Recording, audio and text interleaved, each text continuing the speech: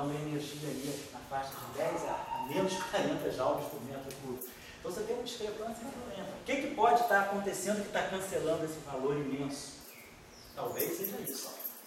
Essa nova física aqui. O pessoal usa isso para justificar a matéria escura, essas coisas? Não, isso aí não dá para justificar a matéria escura, não. Isso aí é energia intrínseca dos campos conhecidos, não é nem da matéria escura.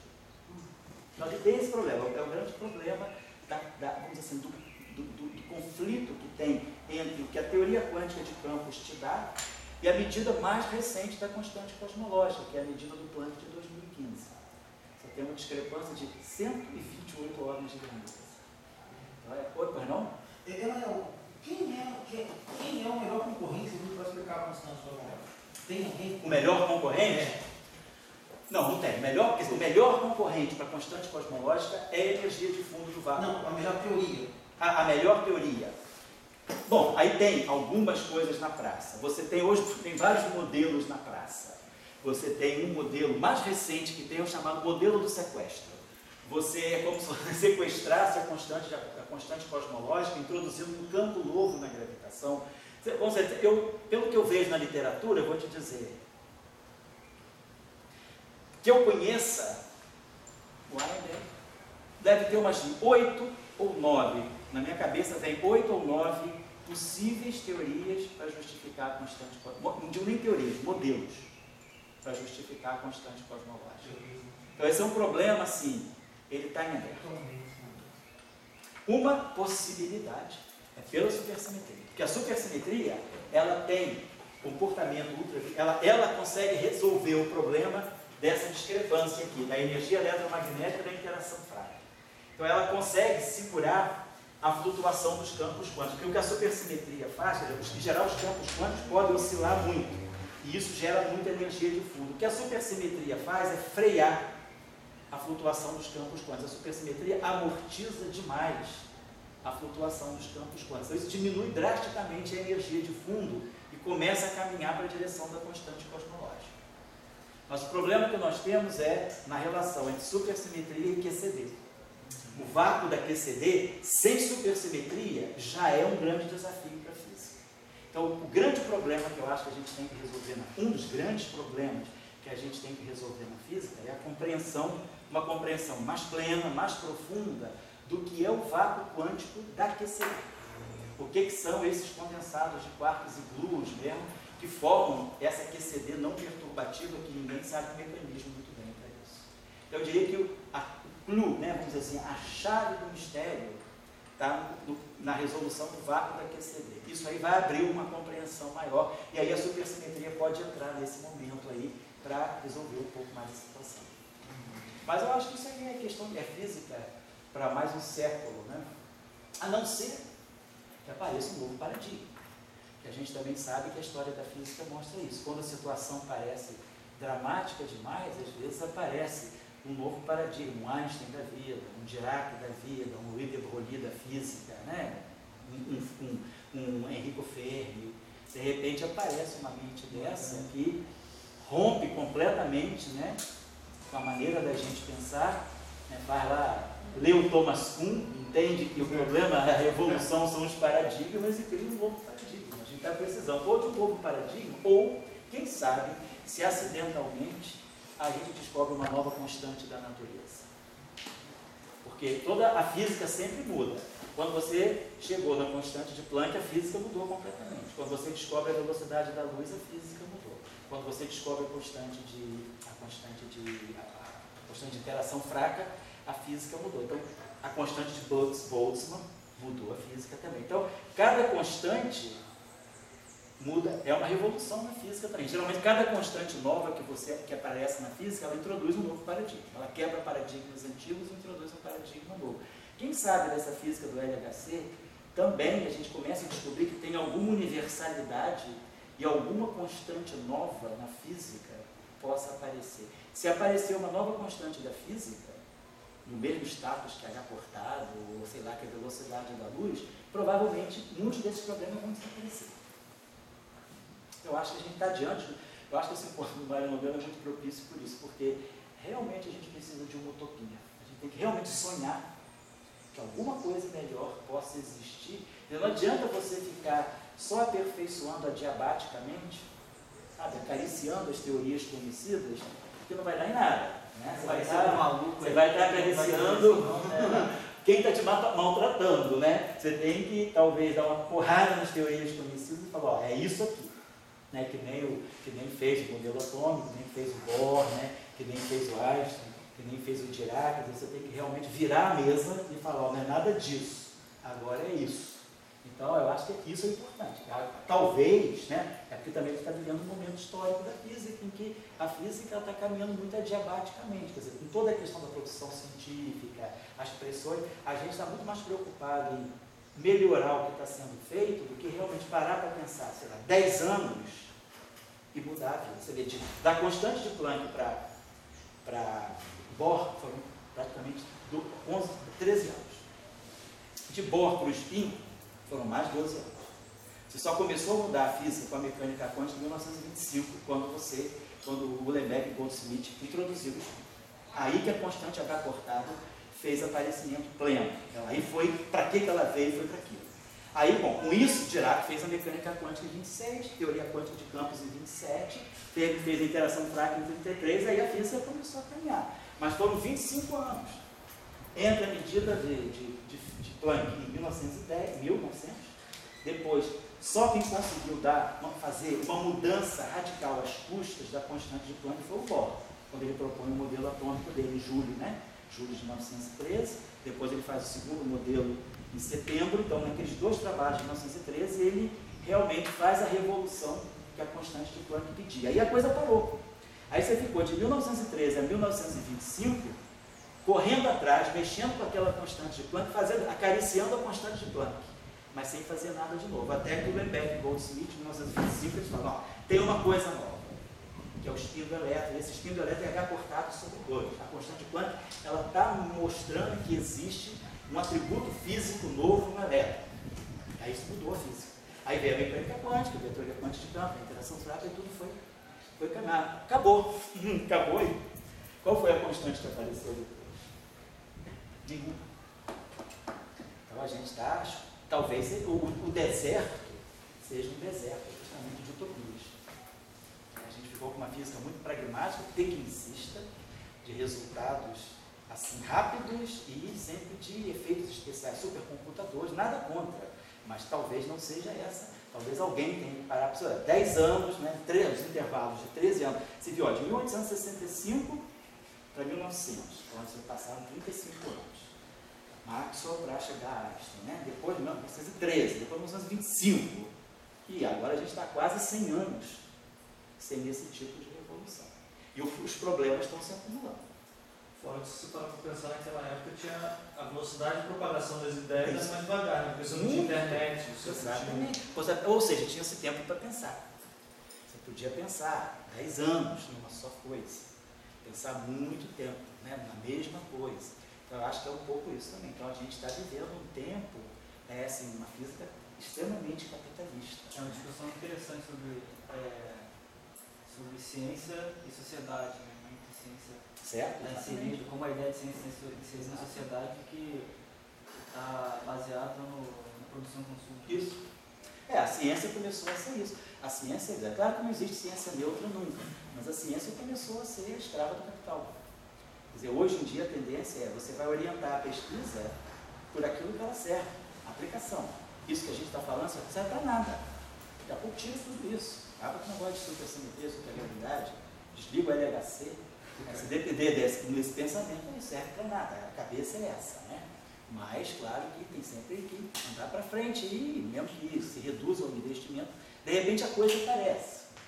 Né? Quer dizer, segundo aí, né, os economistas dizem, né, eu acho que parece que 70% do PIB, hoje, industrial, o PIB industrial do mundo está na constante de Planck. Quer dizer, quem diria isso em 1925? Quando o Uhlenbeck e Goldsmith falavam o elétrico tem spin H cortado sobre 2, hoje 70% do PIB industrial do mundo é mecânica quântica e eletromagnetismo. É C e H cortado.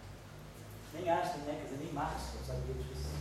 Então, é isso. Às vezes, uma coisa que hoje não serve para nada, a gente introduzir esse deserto, não serve para... a minha convicção, eu não sou nenhum historiador da ciência, nem filósofo da ciência, Mas assim, a minha visão, tendo visto muitas coisas assim, visto também essas pessoas que fizeram essa física, assim, tendo tido contato com Dirac, com Salam, com Wigner, vendo essas pessoas falarem da física que eles fizeram e como fizeram, os problemas eram esses. Eu entendo que realmente a gente tem que buscar talvez alguma constante fundamental.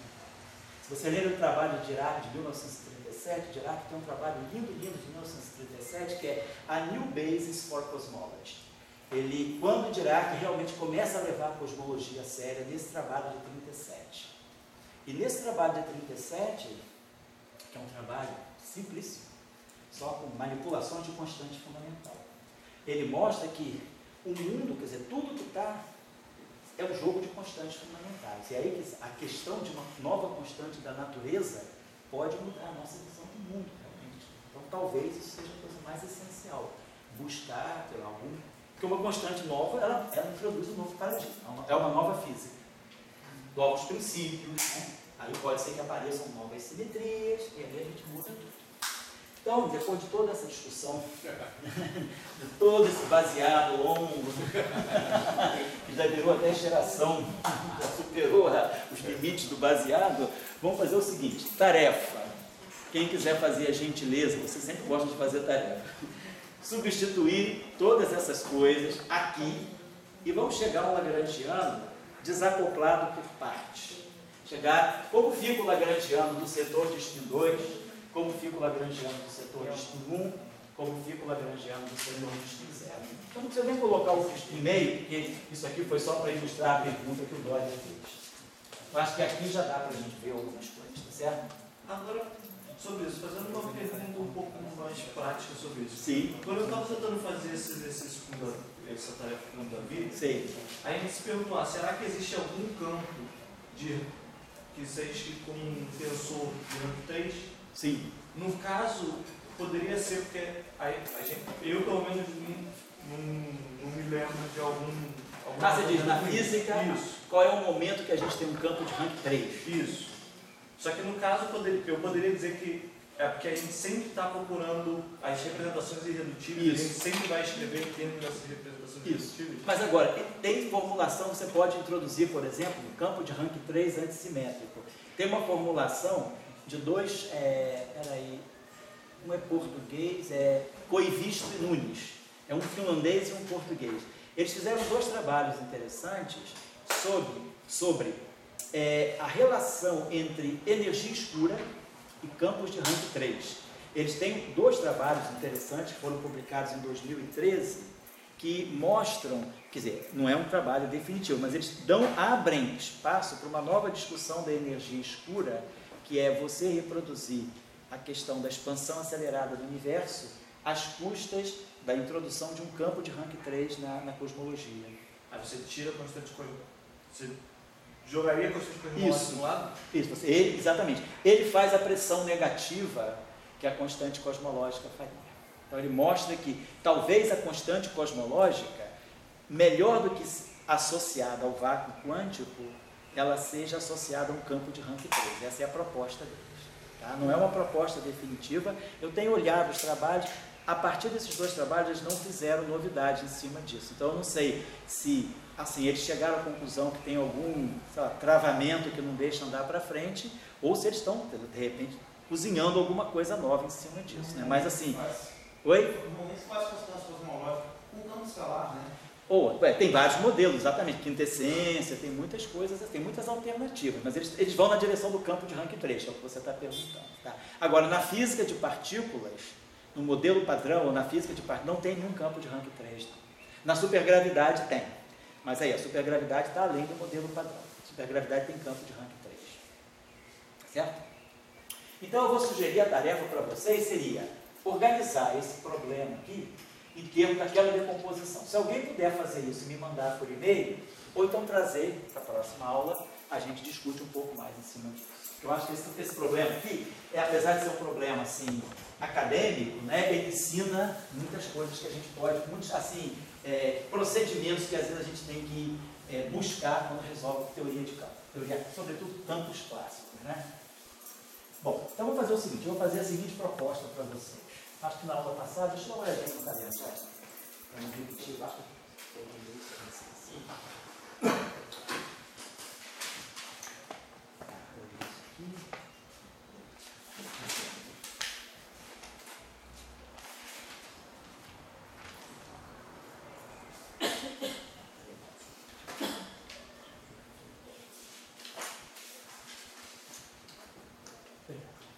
Vou fazer o seguinte, rapidinho. Na aula passada, vou pegar. A gente tinha feito o seguinte, nós pegamos esse campo aqui, 1 sobre c ao quadrado, né? Pegamos essa equação de campo. Me corrija aí, por favor, se ver se eu não estou falando besteira. Né? 1 sobre c ao quadrado, d2 dt2, menos Laplaciano, atuando no campo φ. Aí aqui nós tínhamos colocado um parâmetro psi, depois nós interpretamos aqui, 1 sobre c ao quadrado, derivada temporal segunda, menos Laplaciano, ao quadrado, atuando no campo φ. Isso? Pode ser bom, já. Só para não perder nada.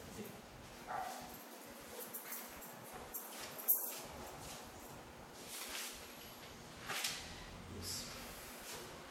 E aqui eu acho que a gente... São 2 campos escalares? Não, é um campo escalar. Φ. Ah, isso aqui é um parâmetro. Ah, tá. Um parâmetro. Isso. Deixa eu ver aqui. E aqui era mais um parâmetro μ. Então, isso aqui é equação de campo, perdão. Tá certo. Mais um parâmetro μ vezes φ. Então tá, nós tínhamos. Nós tínhamos essa equação de campo. Eu não vou repetir o que a gente fez na aula passada. Na aula passada, o que a gente fez? Pegou essa equação de campo, que é uma equação que tem derivadas quárticas, né? Porque aqui vai ter derivada quartica no tempo, uma derivada mista, 2 derivadas no tempo, um Laplaciano, e aqui 2 Laplacianos, portanto, 4 derivadas estão embutidas, né? Nesse Lagrangiano aqui, aqui vai aparecer um Laplaciano ao quadrado. Então aqui tem 4 derivadas embutidas. Aí a gente trabalhou isso aqui e interpretou o que era a energia desse sistema. A gente mostrou que a energia desse campo, que a densidade de energia desse campo, ela é 1 sobre 2c ao quadrado, a derivada temporal do campo ao quadrado, mais o meio do gradiente do campo ao quadrado, mais 1 meio do μ ao quadrado. A densidade de energia você pegou, achou a densidade hamiltoniana, seria isso? Isso, a gente multiplicou essa equação, a gente acoplou essa equação com a derivada temporal do campo e chegou a essa linha de conservação para vocês já. Mas se aí aqui é a parte nova, a parte da energia que sai desse termo aqui, que era menos 1 sobre 2c à quarta. Aí aqui a derivada temporal segunda.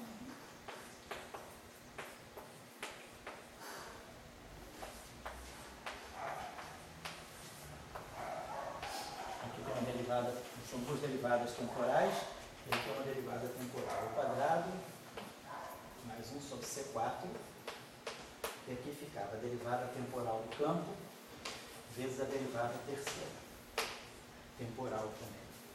E ali aparecia a densidade de momento, que é o vetor de Poynting, associado a isso aqui, era menos φ ponto, gradiente de φ, mais ψ,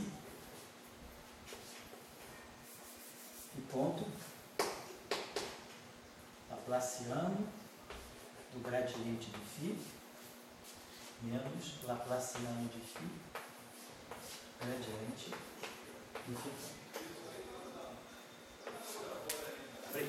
E aí a gente mostrou por essa equação aqui que saiu uma lei de conservação.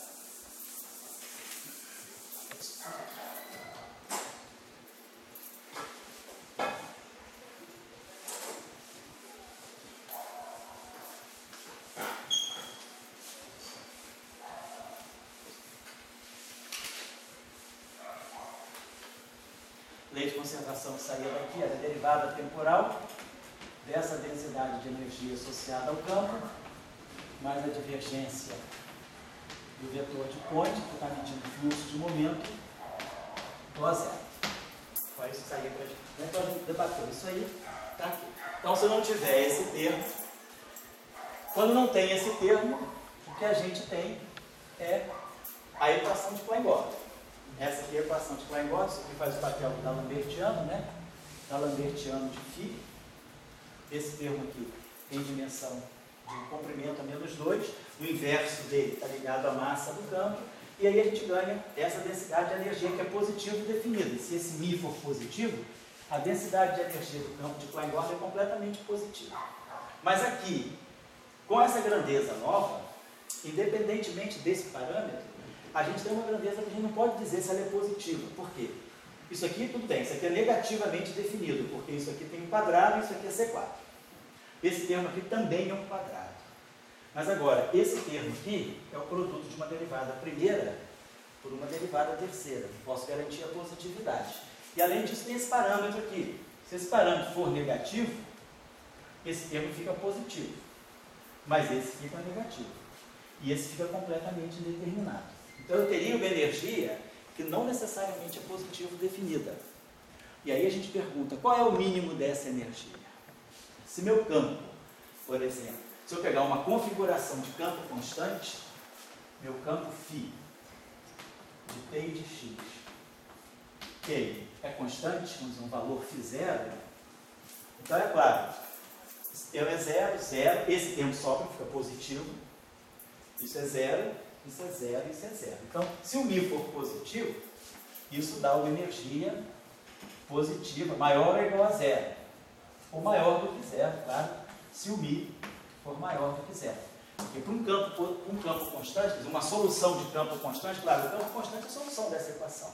Esse campo aqui, né, se ele for constante, ele tem essa configuração aqui de energia 0. Mas eu posso ter uma configuração de campo com energia menor do que 0, negativa. Se o campo for constante, precisa ter que ser 0, né? Certo? Eu posso botar interação. Estou pegando essa equação livre. Tá? Só por isso. Se a gente pegar um campo constante, essa energia aqui ela é 0. Mas você pode ter uma energia negativa. Que ninguém diz que o mínimo dessa função toda aqui é positivo. Essa função pode ser negativa. Então a gente tem um problema, se a gente for olhar do ponto de vista quântico, é como se você tivesse um hamiltoniano que não tem um bound inferior. Talvez essa energia possa ser tão negativa quanto aquele parâmetro que, se normalmente em teoria quântica, o que a gente espera? A gente tem um hamiltoniano que, vamos dizer, quanto menor que seja a energia, tem que ter um mínimo absoluto. E aí a gente espera que aqui seja o estado fundamental e que o meu sistema pode flutuar em termos desse mínimo. Isso aqui também é um mínimo. Mas aí, por tunelamento, esse mínimo pode decair para esse. Eu posso ter um efeito de tunelamento e esse estado aqui transitar, esse vácuo aqui decair para esse vácuo, ou esse decair para esse e esse para esse. Tem um mínimo absoluto. Então eu consigo definir um ground state, e aí, definindo o ground state, a gente consegue definir as flutuações do sistema. O problema é que essa energia aí, sei lá, ela pode ser tão negativa quanto eu queira.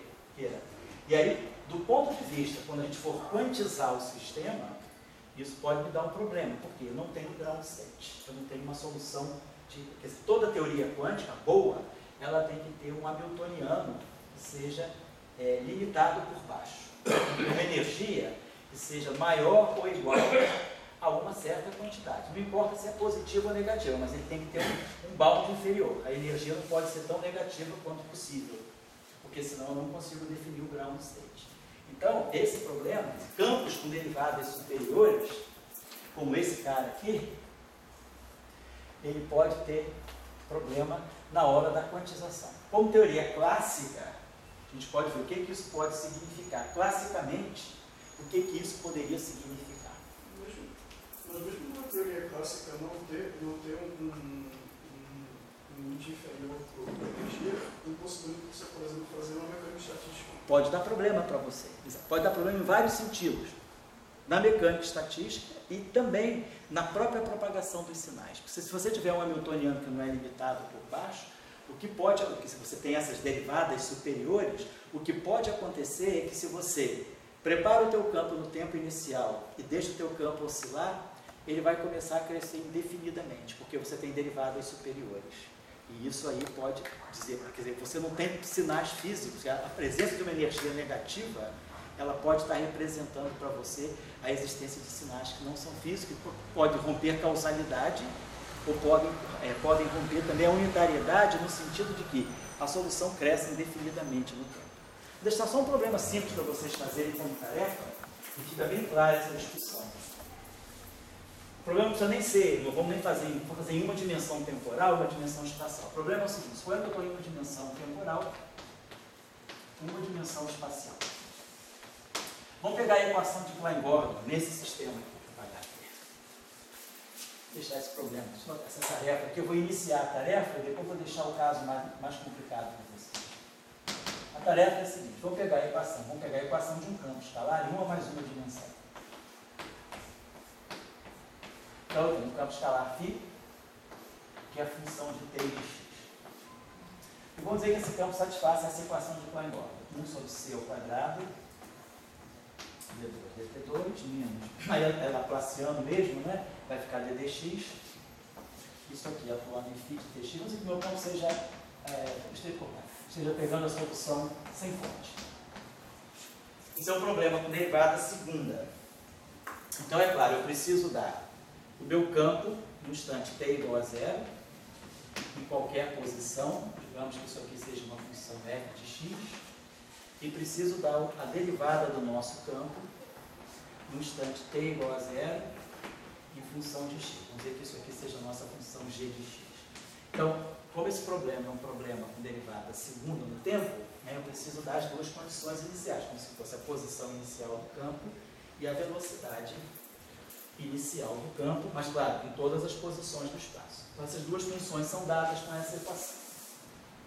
Se a gente fizer a seguinte mudança de variáveis aqui, vamos definir uma coordenada aqui, x e t, vamos definir aqui uma coordenada psi, que vai ser x mais ct sobre 2. Não tem o termo MIFI, não? Oi? Não, é sem massa. Estou dando o caso sem massa. O caso do campo sem massa. O campo mais simples. É uma onda. É uma equação de onda. Isso é uma onda. É a equação de D'Alembert. É isso mesmo. Vou pegar essas coordenadas aqui.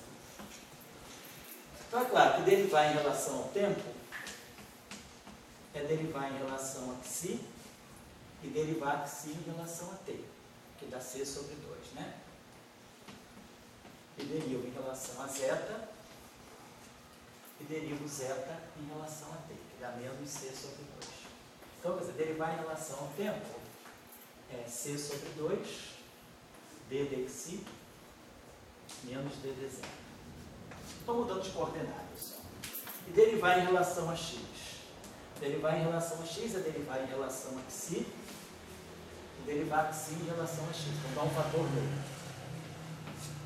Derivar em relação a zeta, e derivar zeta em relação a x, que dá outro fator meio. Então, dá dxi mais dz. Então, se a gente pegar d2 dt2, dá 1 sobre c2 para cá. Porque a sua preparação, que eu vou deixar depois, é 1 sobre c ao quadrado, d2 dt2. Então, 1 sobre c ao quadrado, vamos pegar o d2 c ao quadrado, vai cortar, vai ficar 1/4 aqui, e vai ficar derivada segunda aqui, mais derivada segunda aqui, e menos 2 vezes a derivada cruzada aqui. É pegar esse operador e aplicar ele mesmo. Vai ficar ddxi, ddxi, ddz e ddxi, ddz. Se a gente pegar d2 dx2, a gente vai ter 1/4 de ddxi ao quadrado, mais d dz ao quadrado, e aqui mais 2 ddxi, ddz. E é claro, se eu pegar 1 sobre c2 dt2 menos d2 dx2, esse termo aqui vai se cancelar com esse termo aqui vai se cancelar com esse, e isso menos isso vai ficar menos 4, que vai cancelar esse 4, então vai ficar menos 4, que vai cancelar, vai ficar menos d dxi. Então essa equação aqui, com esse sistema de coordenadas, essa equação adquire uma forma bem simples. Tem um sinal menos, que é global, vai a zero, então fica derivada em relação a psi. A derivada em relação a zeta da função. Agora, claro, quando eu fiz essa mudança de variáveis, φ de tx vai ficar eu vou expressar o φ em função de psi e zeta, né? Então você vai ter uma função φ de xi e de zeta. Quando eu substituir essas coordenadas aqui, eu vou ganhar essa função. Então, a minha equação diferencial, ela fica assim, φ de xi e zeta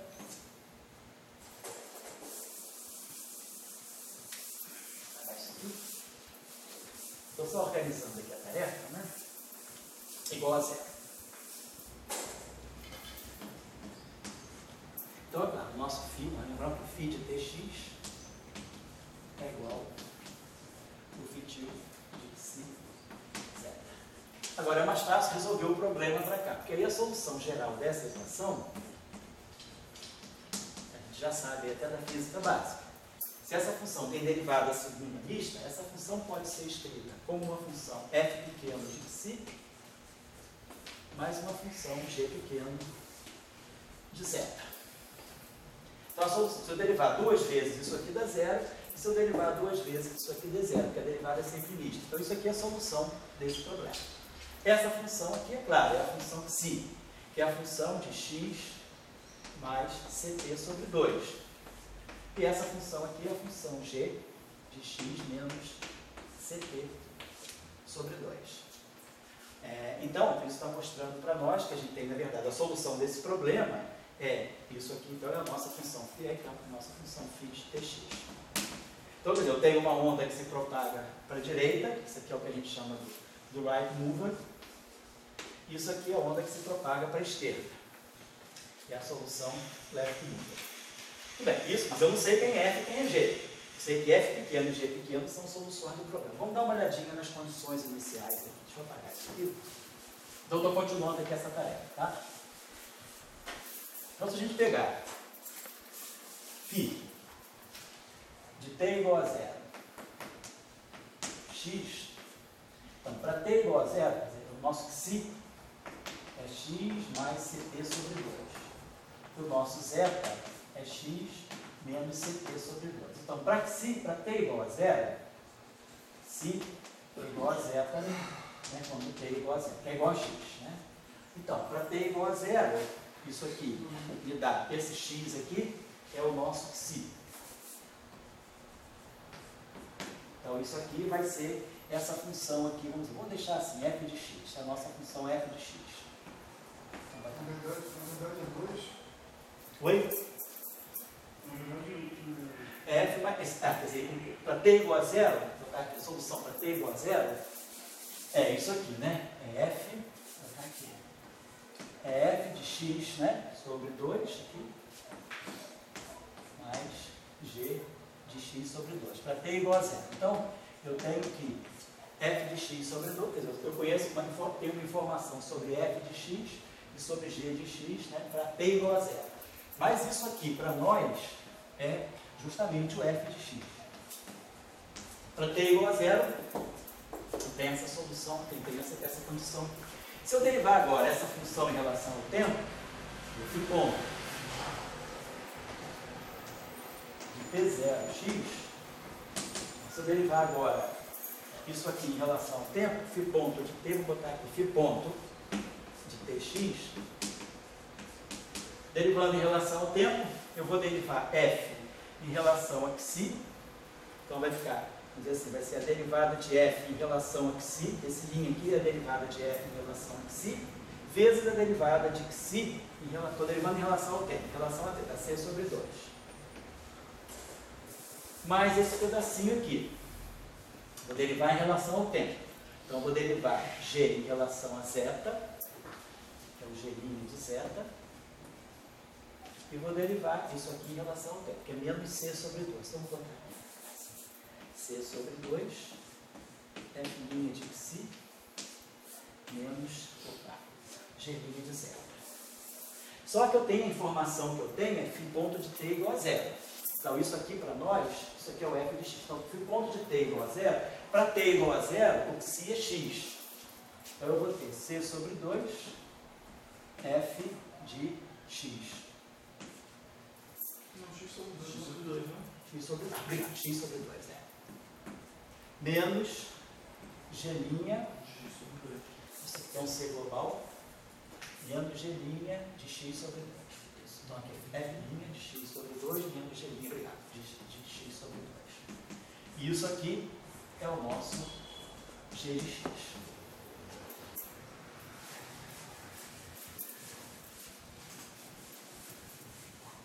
Então a gente tem um sistema de duas equações, né? F pequeno e G pequeno, onde eu conheço F grande, esse aqui são dados, são as condições iniciais, eu tenho também uma condição aqui nessa derivada. Então a gente pode, por exemplo, sei lá, eliminar esse G aqui em favor desse F aqui. Então a gente teria que ter essa equação aqui, a gente teria C sobre 2, F' de x sobre 2, menos C sobre 2. Agora, quem é o G' de x? Quem é o G de x sobre 2? G de x sobre 2, se eu derivar essa equação aqui, eu vou ter f' de x menos f de x sobre 2.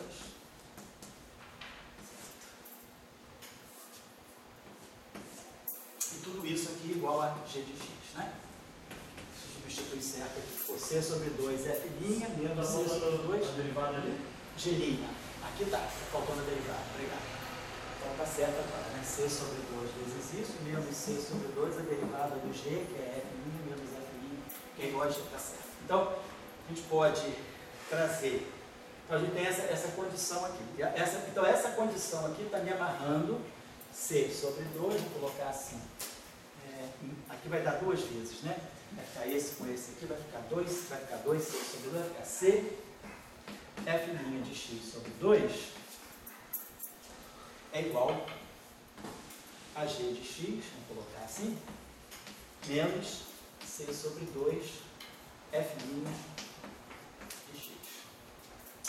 Então, nós podemos integrar essa função, poder fazer o seguinte, vou fazer uma mudança de variáveis aqui, eu posso chamar esse x sobre 2 de um y, só para resolver, tá? Chamar esse x sobre 2 aqui de y, então esse x aqui é 2y, e esse x aqui é y, esse x é 2y também, tá certo? Legal. Quando você derivou a primeira equação, f de x sobre 2 mais g de x igual a f de x. Fator 2, né? Vou derivar em relação a x, f de x vezes 2. Você está derivando em relação ao tempo, né? Estou derivando em relação... mas eu já derivei em relação ao tempo, só que para o tempo t igual a 0, se é igual a zeta, que é igual a x. Meu problema cai todo em x, para t igual a 0. Eu tinha isso aqui. Em relação a... Não, estava derivando em relação ao tempo. Eu tinha isso aqui, ó. A minha equação era essa aqui, ó. Φ de tx era f de x mais ct sobre 2. Mais g de x menos ct sobre 2. Isso aqui era a minha solução. F de x mais g de x. Agora você vai derivar em relação ao tempo. Isso, vou derivar em relação ao tempo.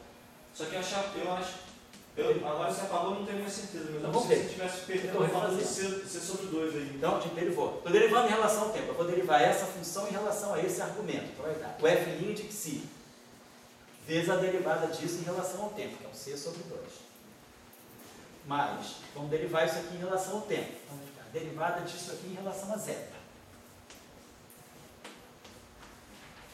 Vezes a derivada disso em relação ao tempo, que é menos c sobre 2. Então, isso aqui estava dando para nós, filhinha de t igual a 0. X vai ser c sobre 2, f' de xi, menos g' de 0. Certo? Certo. Tinha lá esse c sobre 2. Agora, para t igual a 0, xi igual a x. E zeta, x, aliás, é x sobre 2. Né? Porque para t igual a 0, xi é x mais ct sobre 2. Então, para t igual a 0, aqui dá x sobre 2 e aqui dá x sobre 2 também. Então, esse é o meu ponto de 0. Isso aqui é o meu g grande. Isso aqui são derivadas, tá? Derivadas em relação a x. Derivada em relação... Então, o que eu estava colocando aqui era isso. Isso aqui era o φ de t igual a 0. Então, o que é? f de x sobre 2 é a condição inicial do campo. Então, f de xi mais g de zeta igual a f, para t igual a 0. E depois a condição da derivada primeira para tempo t igual a 0. Que é isso aqui, tem o c sobre 2 aqui, Então a gente está derivando em relação ao tempo, porque marcou esse T sobre 2. Deixa eu apagar isso. Então era isso que você estava falando, né? Não, depois, quando você derivou para substituir a... Não, eu já... Aqui está legal. Aqui eu estou derivei em relação ao tempo aqui. Agora, meu problema caiu num problema na coordenada x só. Resolvi meu problema uma variável. Meu problema agora é um problema da variável x. A variável t desapareceu. Eu estou trabalhando com t igual a 0, já consegui reduzir as coordenadas x, zeta a x. Então ficou isso aqui. Então agora, quando eu quiser substituir essa equação aqui embaixo, vamos derivar essa relação aqui em relação a x. Então vai ficar mais simples integrar igual. Oi? Seria mais simples integrar igual. Pode integrar, pode derivar. No fundo você vai ter que fazer isso, vai ter que integrar a equação. Vamos ver. Mas na segunda equação, o g está derivado em relação ao... Esse g aqui? Não, esse g é pequeno. G pequeno está derivado em relação a zeta. A zeta, não a x. Não, mas isso aqui é a mesma coisa. Quando você deriva, na verdade, esse g pequeno aqui é g' de zeta. Mas zeta é x. Se você quiser botar o problema, você pode botar em função de zeta. Isso aqui é g' de zeta. Isso aqui é f' de psi. Isso aqui é f de psi. Isso aqui é g de zeta. E o x é x mais ct. É psi sobre 2, né? E x menos ct sobre 2 é zero. Então, se eu somar as duas equações, x é psi mais zero. Então, você pode colocar o problema dessa forma. Escrever aqui x mais zeta, y é psi mais zeta. E pode escrever aqui como psi. Aqui é o x também, psi mais zeta. Ou deixar como a gente estava fazendo, botar o argumento x sobre 2 aqui, f de x sobre 2, g de x sobre 2, igual a f de x, e aqui o c sobre 2, e aqui são as derivadas primeiras em relação aos argumentos, f' de x sobre 2, mais g' de x sobre 2, igual a g de x.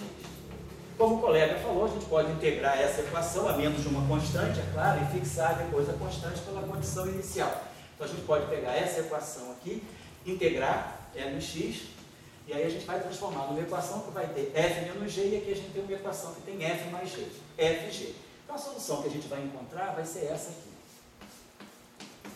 Fazendo isso, a gente consegue resolver para f em função de f e g, e consegue resolver para g em função de f. Então, o que a gente vai obter aqui vai ser essa fazendo a integral, ou derivando, mexendo essas duas equações, iterando essas duas equações, a gente vai ter aqui algo desse tipo assim. No meio de f de x mais ct, mais o meio de f de x menos ct, e aqui mais 1 sobre 2c, integral entre x menos ct, x mais ct. Aqui posso botar uma coordenada muda qualquer, sei lá, uma coordenada y, e aqui o g de y. Vou dar uma olhadinha só. Porque, na verdade, o f e o g vão sair daqui. Um é f de x, isso aqui vai representar o f pequeno, a t igual a 0, e isso aqui vai representar o g pequeno, a t igual a 0. Se a gente tirar as condições iniciais aqui, pegar a função t igual a 0, quando eu for integrar t igual a 0, isso aqui vai ficar integral de x a x, essa integral aqui dá 0. Para t igual a 0 aqui, para t igual a 0 aqui, fica o meio de f de x mais o meio de f de x. Então, a gente fica aqui, o φ de t igual a 0, x está dando para nós exatamente o f de x. Depois, se eu derivar essa função em relação ao tempo, vamos derivar essa função em relação ao tempo. Então vai ficar o meio, aí vai ficar f', derivando f' de psi, derivando em relação ao tempo, vai ficar derivada em relação ao argumento, vezes a derivada em relação ao tempo, que vai ficar c, vai ficar aqui um c sobre 2. Vamos derivar aqui em relação ao tempo. Quando eu derivar em relação ao tempo, eu vou produzir menos c sobre 2 f'. Então, quando eu derivar em relação ao tempo aqui, minha derivada em relação ao tempo aqui, eu vou produzir c sobre 2 menos c sobre 2. Só que quando eu tomar tempo t igual a 0, vai ficar f' de x menos c2f' de x. Então, para t igual a 0, a derivada primeira aqui cancela a derivada primeira aqui. Mas Mas aqui, claro, a gente tem que tirar a derivada primeira dessa integral aqui. Vamos fazer o seguinte, isso aqui é 1 sobre 2c, integral entre x menos ct e 0, de dy, g de y. Mais 1 sobre 2c, a integral entre 0 e x mais ct, dy, g de y. Então o que a gente tem que fazer é derivar esse, vamos botar aqui assim, 0, e x menos ct, e aqui bota o sinal menos. Então se a gente agora derivar essa função aqui, derivada dessa integral aqui em relação ao tempo, eu estou derivando isso aqui. O teorema fundamental do cálculo, né? Derivada da integral em relação à variável é o próprio integrando. Então, derivando essa função aqui em relação ao tempo, eu vou produzir, derivada em relação ao tempo, vai me produzir isso aqui, menos c, então menos c com 1 menos 2c vai ficar aqui 1 meio. E a derivada do integrando, a derivada da integral em relação ao tempo aqui vai me dar o g de x menos ct. E aqui, quando eu derivar em relação ao tempo, vou derivar isso que a gente está usando isso aqui, né? d dx, a integral entre 0 e x, de, sei lá, de uma função f qualquer, de y dy, isso aqui é f de x. Bom, mas se aqui tiver uma outra função, né? Se aqui for uma função u de x, então derivar isso aqui vai ficar u' de x vezes f de u de x. Só que nesse caso a nossa função u de x é uma função linear. Então derivando em relação a isso aqui ao tempo, dá menos c, com menos 2c dá 1 meio de g menos ct. E aqui vai ficar mais c, no meio vai ficar mais 1 meio de g de x mais ct.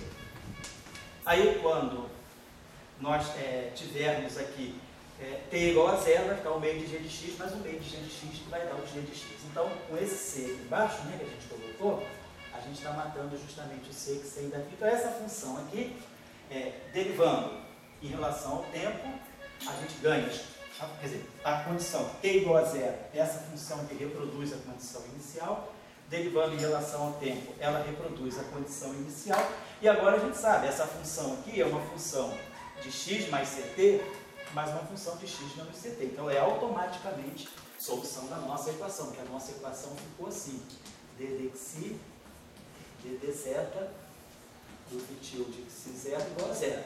Então, a nossa solução é uma função f de x mais ct, mais uma função g de x menos ct.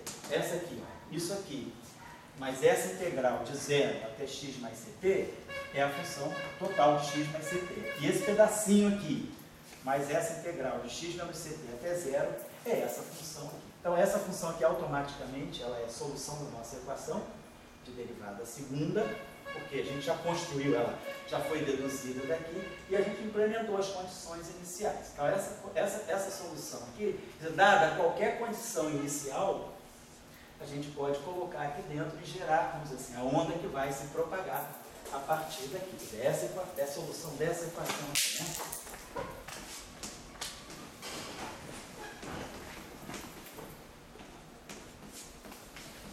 É a equação homogênea, tá? Claro, então a equação com essas condições iniciais. Vou botar aqui de 0, x igual a f de x, e de ponto de 0, x igual a g de x. Então a gente consegue resolver essa equação desse modo.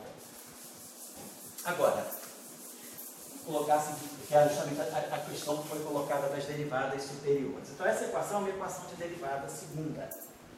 Então, eu coloco aqui as condições, quer dizer, eu vou integrar essa função aqui e vou estar sempre trabalhando, quer dizer, esse resultado aqui vai me dar também com alguma coisa de x mais ct menos alguma coisa de x menos ct. A gente pode, por exemplo, pegar qualquer sinal aí que vai se propagar e ver que essa solução aí tem um caráter, vamos dizer assim, propagatório. Agora vamos pegar uma outra, aumentar essa derivada. Vou pegar agora, então a tarefa que a gente vai colocar vai ser essa. A partir daqui. Vamos pegar essa equação aqui.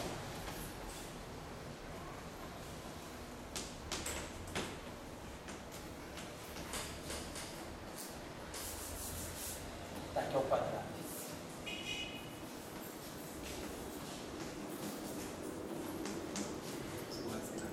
Então agora eu tenho um problema com derivadas quárticas. As derivadas aumentaram aí. Então essa função aqui, Vai entender? Então, por exemplo, como eu tenho derivada quarta no tempo, eu preciso aumentar o conjunto de condições iniciais. Então, eu preciso dar o φ de t igual a 0x, que a gente estava chamando de f grande de x, essa é a primeira condição inicial. Depois a gente vai ter que dar a primeira derivada temporal,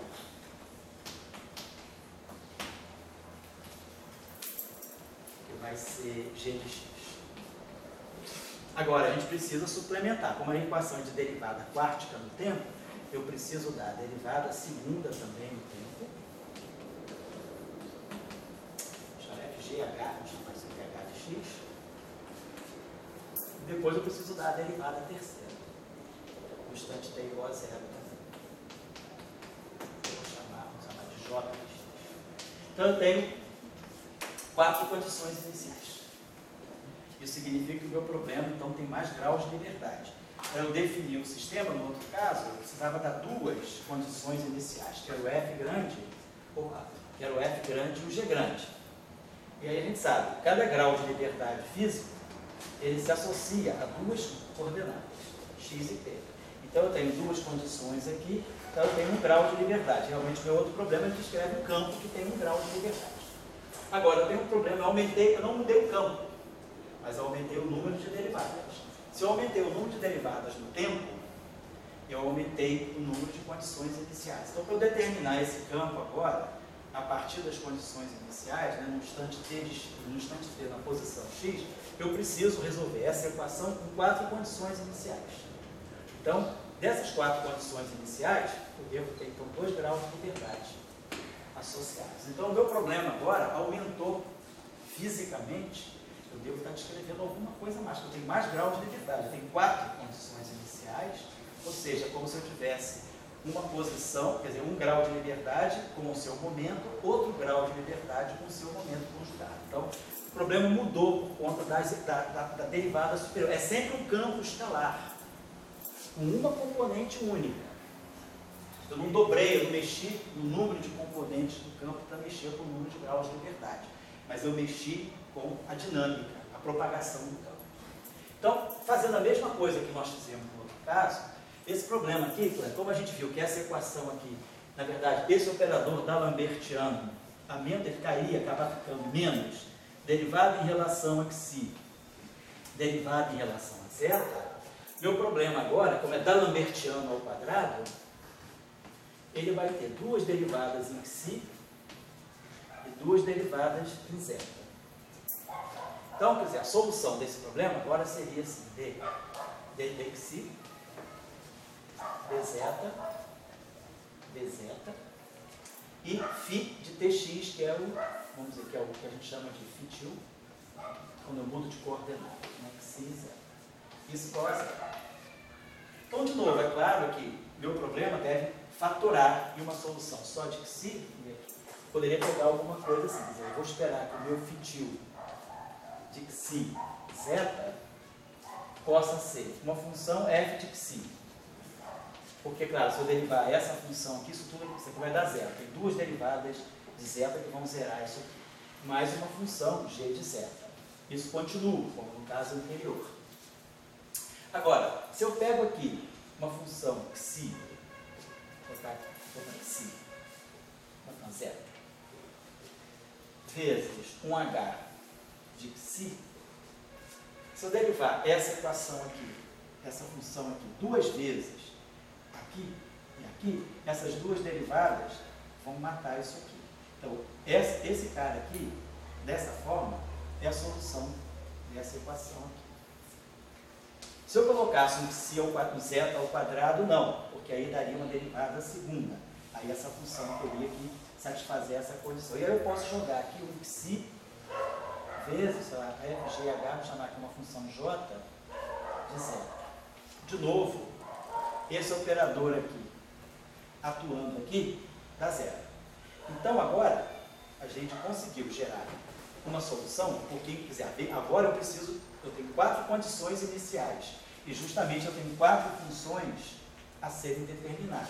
Quer dizer, eu vou ter que pegar essa solução para t igual a zero, aí eu vou derivar essa equação para poder tirar a solução em t igual a zero, da primeira derivada, aí eu vou derivar isso aqui em relação, quer dizer, então a nossa função ficou assim, deixa eu escrever basicamente É a partir daí que a gente vai começar. Então, a nossa função aqui ficou f de tx, ficou um f de x mais ct, isso aqui é x mais ct sobre 2, mais um g de x menos ct sobre 2. Talvez fosse até melhor trabalhar desde o início com x mais ct igual a psi. Acho que essa solução aqui é até melhor. Esse aqui, preferia assim. Para esse efeito desse derivado aqui, vai aparecer apenas um fator 2 que elevado ao quadrado vai dar 4. E aí a gente, então, fazer o seguinte, vamos supor que a gente faça essa transformação de coordenadas aqui. Tira o fator 2 aqui, vai ficar. Então, o nosso x é xi mais zeta sobre 2 e o nosso t é xi mais zeta sobre 2c, vezes 2c, né? Sobre 2c, né? Então, vamos usar essa transformação, que aí elimina. Isso aqui fica tudo igual, vai ter um fator aqui só na frente, eu acho que vai ter um fator 4, que vai dar o fator 2 ali, mas como é igual a zero, não faz diferença, então a gente vai poder manter essa solução e ir fazendo essa substituição, né? Quer dizer, o xi é o x mais ct e o zeta é o x menos ct. E aqui vai aparecer agora essa novidade aqui, que é o x mais ct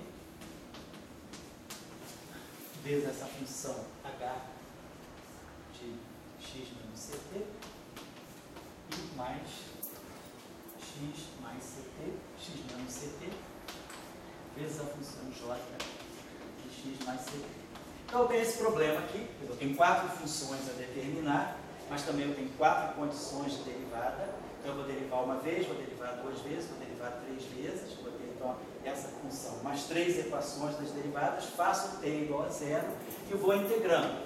Então eu tenho uma equação para a derivada primeira, que eu vou poder integrar, jogo na derivada segunda, jogo na derivada terceira, e aí a gente vai determinar f, g, h e j em termos das funções f, g, h e j, que são as soluções iniciais. Mas aí a questão que está agora é justamente essa. Aparece esse objeto aqui, a minha solução, além, vai tirar a forma disso, mas eu tenho esse objeto aqui na frente e tenho essa combinação aqui, esse modo aqui na frente. Isso significa que para t muito grande, essa solução aqui ela vai poder explodir. Coisa que não acontecia no outro caso. Se a nossa função f for uma função limitada, tudo nosso ficava em função só da função f e da função g. Agora não, nós temos algo que independe de f e de g, que são esses fatores lineares aqui. Claro que se a gente aumentasse a ordem ali, se ficasse uma derivada terceira aqui, ia ter uma derivada terceira aqui e uma outra derivada terceira aqui. E aí eu ia poder jogar um termo com zeta ao quadrado e um termo com psi ao quadrado. Então, à medida que eu for aumentando a ordem do operador diferencial, eu vou estar aumentando o grau de divergência também das soluções. Quer dizer, as soluções vão tender a infinito ao quadrado no tempo, por exemplo. E aqui vai tender linearmente com o tempo. Mas aqui a gente vai ter, então, soluções que vão começar a explodir. E aí a gente imagina, se a gente imagina que esse campo quer descrever alguma onda que depois nós vamos poder interpretar como um modo de partícula, a gente vai ter um problema com a interpretação, porque aí eu vou ter uma solução que vai crescendo linearmente no tempo. Então isso não deve estar representando uma partícula. Uma partícula não imagina que seja uma solução completamente oscilatória, ou uma solução limitada, um pacote de onda que se propaga. No caso da derivada primeira, tudo fica em função de f grande e g grande. Então, por exemplo, se eu pegar se vocês quiserem tirar uma solução especial, suponhamos que, por exemplo, a gente pegue como condição inicial, sei lá, f de g, f de x, igual, vamos botar assim, uma função, vamos dizer, exponencial de menos x2, é uma função bem comportada. Vamos dizer que a gente pega a função g de x como sendo uma função assim, ela é 1 para x entre 0, vou botar a função θ, botar uma função que seja assim, θ de x menos a. Então significa que no instante t igual a zero, a minha derivada primeira da função é 0 até a, e é 1 para maior do que a. Vamos dizer que no instante t igual a zero, esse seja o comportamento da função g. e a função G, então, portanto, é uma função também limitada. Então, isso aí, se vocês colocarem essas condições iniciais na tarefa 1, naquela tarefa original, vocês vão ver que não vai ter nenhum problema com a propagação do sinal. Agora, vamos continuar com essa função. Vamos dizer que o h de x seja, sei lá, essa função aqui, 1 sobre x2 mais 1, que é uma função limitada também. E o j de x, vamos dizer que seja, sei lá, uma função seno de x.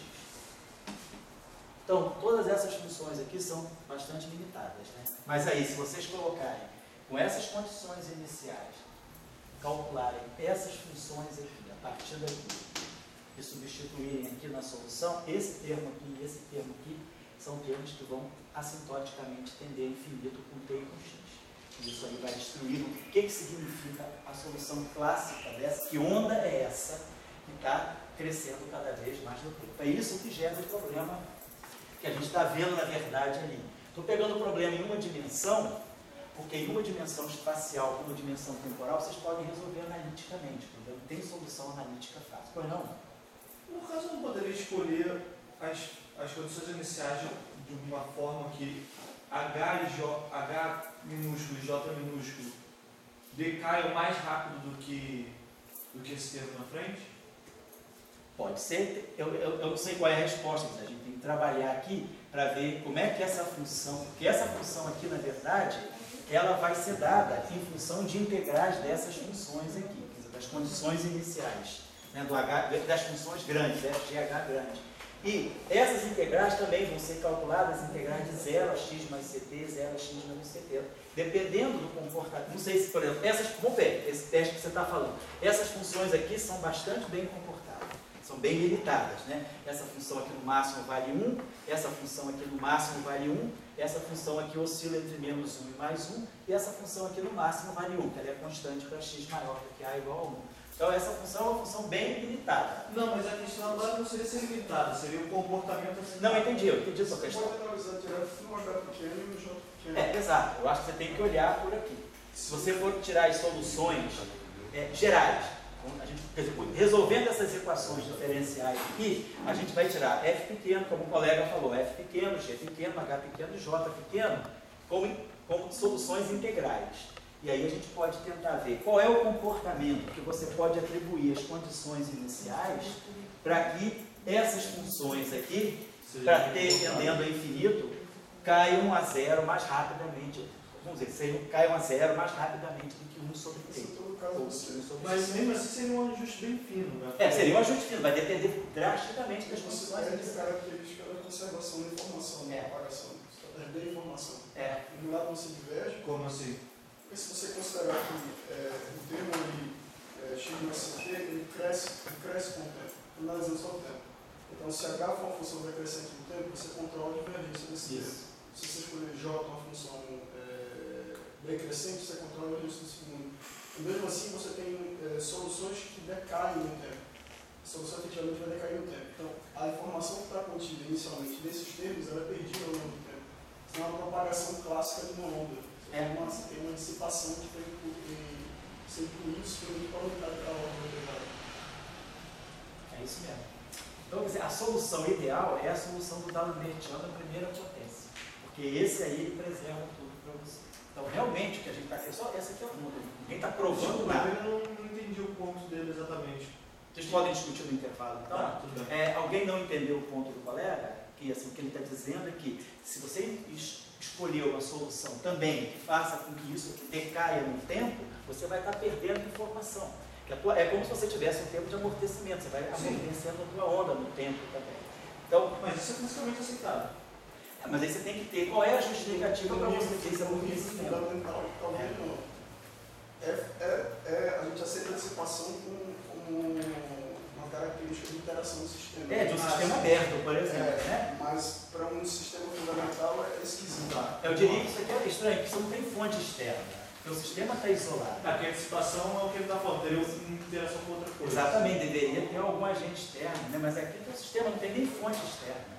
Então, quer dizer, da onde é que você está, por que você está perdendo? É alguma inconsistência nas derivadas superiores. Isso é um problema geral. Eu estou só chamando a atenção de vocês, porque quem já ouviu falar em teorias na gravitação, por exemplo, uma tentativa que houve na década de 70 de resolver o problema da gravitação quântica, era criar derivadas, teorias de campo com derivadas mais altas. E aí, quando você cria essas derivadas mais altas, você pode introduzir, não aqui, mas do ponto de vista de uma teoria quântica de campo, você pode introduzir tipos de soluções não físicas, como táquions, e que se propagam com velocidade maior do que a da luz, e ghosts, que são partículas que teriam, se você for interpretar do ponto de vista da mecânica quântica, você tem uma partícula que tem uma função de onda, cujo módulo ao quadrado é negativo. Então, isso te diz que você está violando o princípio de interpretação da densidade de probabilidade. Então, você tem partículas com módulo ao quadrado, função de onda com módulo ao quadrado negativo. Ou seja, como se a norma fosse imaginária. Então, isso viola completamente a interpretação de partícula da mecânica quântica. Então, derivada superior é uma questão muito delicada. Eu estou mostrando isso para vocês porque na literatura... Já vou lá, só, por gentileza. Porque na literatura existe muito trabalho sobre questão de derivada superior. E aí tem que ter muito... Às vezes o problema só se resolve com ajustes finos, como você falou. Você tem que ajustar os parâmetros para que você elimine, por exemplo, a possibilidade de você ter... Como na aula passada, quando eu peguei aquela equação e mostrei para vocês a relação de dispersão, dava frequências imaginárias. Frequência imaginária já é, no ponto de vista da teoria de campo, seria uma função... Frequência é energia. Frequência imaginária é energia imaginária. Energia imaginária, mc2 gama imaginário, significa que você tem velocidade maior que a da luz. Então você está falando de um táquio. Se você tiver uma frequência puramente imaginária, né?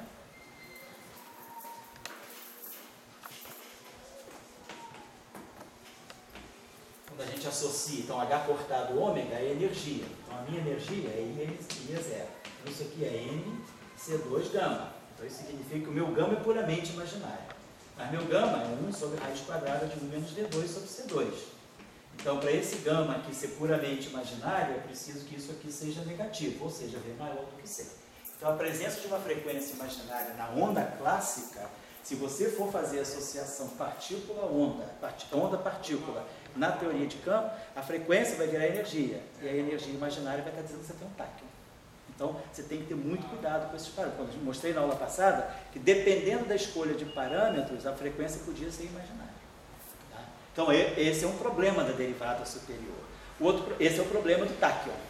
O outro problema é o problema do ghost, que aí eu não falei com vocês, porque nós não estamos falando de propagador, mas se você pegar um campo que tem derivada superior e for olhar o aspecto desse campo como do ponto de vista da função de onda, quer dizer, da função de Green, olhar isso aí do ponto de vista da teoria quântica de campos, quando você faz a associação entre campo e partícula, o campo com derivada superior, ele pode gerar partículas que têm função de onda com norma ao quadrado negativo. Isso é o que a gente chama de fantasma. Então, uma função de onda que seria puramente imaginária. Na teoria de Gauge, vocês devem ter ouvido falar dos fantasmas de Faddeev-Popov, que é justamente isso. São aquelas partículas que são não físicas e que aparecem com funções de onda com quadrado negativo, que justamente vão ser importantes para cancelar o ghost que está dentro do fóton. Então, o ghost de Faddeev-Popov, ele resolve o problema da teoria para você. Então, é um ghost necessário. Mas agora, numa teoria livre, que não seja uma teoria de Gauge, você ter ghost, você está violando a questão da unitariedade. Tá? Porque a unitariedade da matriz S te diz que você não deveria ter status com norma negativa. Tá? Você queria falar alguma coisa, por gentileza? Não, só queria entender qual é o motivador físico para introduzir derivada de ordem superior. O problema começa no século XIX. Com o Ostrogotsky, tem uma literatura extensa sobre isso. Na década de 70, isso foi ressuscitado.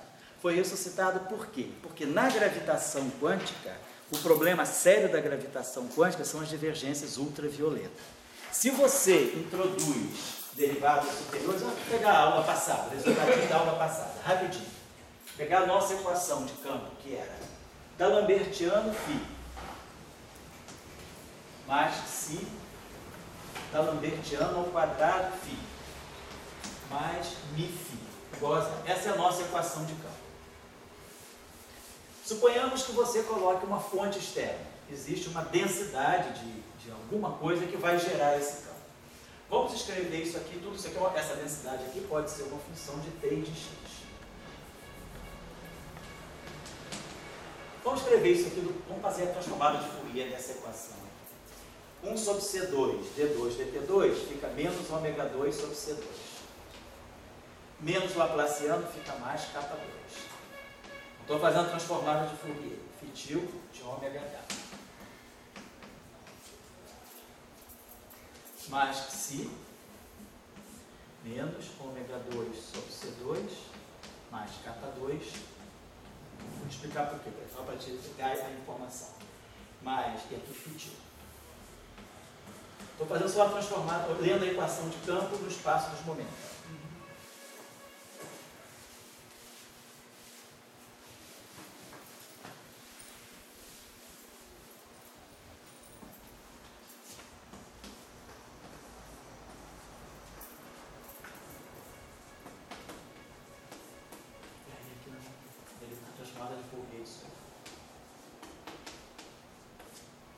Se por acaso a gente colocar aqui a função delta de x, delta de tx, significa que esse problema aqui virou o problema da função de Green. Quem é a solução dessa equação aqui, com isso aqui igual ao delta de Dirac, é a função de Green do operador.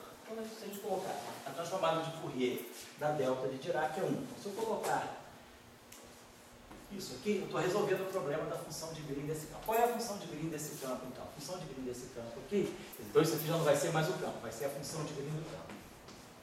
Vou chamar isso aqui de g de ômega. Então a função de Green no meu campo vai ser isso aqui.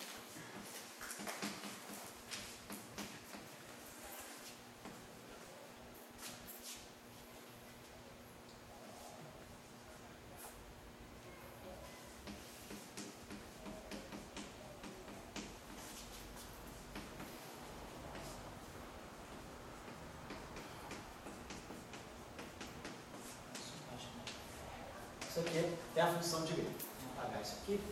Então vamos voltar agora quem é a função de Green no espaço dos momentos. Paguei a tarefa. A tarefa foi mais ou menos entendido o que era, para resolver aquele problema com 4 funções, né? E ver o comportamento que levou à discussão. Então quem é a função de Green no meu problema? A função de Green é essa aqui.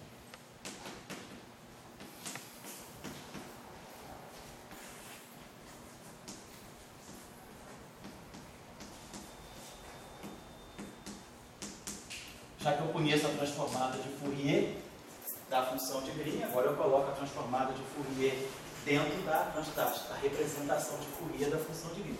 Aqui vai entrar a transformada de Fourier.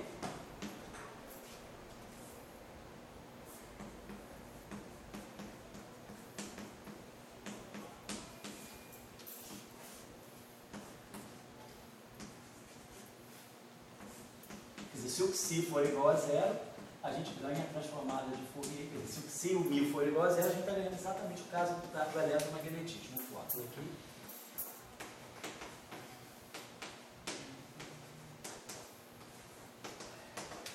Essa é a representação de Fourier da minha função de Green. O que nós observamos aqui? Aqui tem um quadrado, perdão. Então, se nós não temos esse termo, essa integral aqui é feita em ômega e kappa. Essa integral aqui, ela tem D3K aqui e um K2 aqui. Então, aqui eu tenho uma dimensão de K3 e aqui eu tenho uma dimensão de K2. Para K muito grande, ou para ômega também, frequência muito grande, para número de onda, vetor módulo de K muito grande, essa integral aqui é divergente. Na região de grandes frequências, de grandes comprimentos de onda, na verdade, esse termo aqui é muito grande. Então, esse aqui é um termo constante.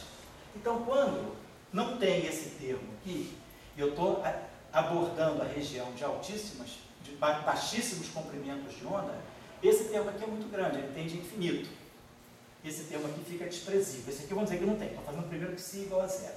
Então eu tenho um problema sério de uma divergência aqui. Isso aqui é D3K e isso aqui é K2. Isso aqui lá no numerador vai com módulo de K ao quadrado, dk, ângulo sólido, no espaço dos momentos. E aí eu tenho aqui 1 sobre K2 no denominador. Então isso aqui vai ter uma divergência lá no infinito, uma divergência linear. Isso aqui vai tender. Então, quer dizer, essa função de Green ela tem um comportamento ultravioleta perigoso na região de altos momentos. Se eu introduzo esse termo aqui, lá na região ultravioleta, quem passa a dominar é esse termo aqui. Aqui vai ficar capa 4. Mesmo com um Mi constante ali, você vai ter perigo? Porque se Mi é constante e o K tende a infinito, o Mi fica desprezível. Então, na região de altas frequências, você fica, o K domina. Baixa frequência que você está soltando. O problema está nas altas frequências. E aí, para frequências muito grandes, o Mi é desprezível. A mesma coisa aqui. Esse termo aqui vai dominar, vai dar um K4, que é muito maior do que K2, que é muito maior do que Mi. Então, você tem um problema nas regiões de altas frequências aqui. Mas agora, aqui é K4 e aqui é K2. Então, você vai ter 1 sobre K2 no denominador. Então, a tua integral começa a convergir. Então, o que você faz quando você introduz derivada superior? Você começa a amortecer o problema ultravioleta das funções de Green. Então, isso, quer dizer, o papel que o colega está colocando, o papel de você introduzir derivadas de ordem mais alta do que 2, é você começar a amortizar o problema das divergências ultravioletas, elas começam a decrescer. Você começa a ter formulações que são cada vez mais convergentes no limite do ultravioleta. E esse que é quer dizer, numa teoria quântica de campos, isso é fundamental. É isso que gera o problema dos infinitos quando você tem teoria de campos. É você ter funções de Green, a coisa começa a cair embaixo. Na teoria clássica, você já vê isso. A função de Green tem um comportamento divergente no ultravioleta. Quando você vai para a teoria de campos e tem as interações, isso aqui gera infinitos que de repente não podem nem ser resolvidos, porque é o que gera o problema da não renormalização nas teorias de campos. Então, um dos grandes objetivos de produzir derivada superior é você amortecer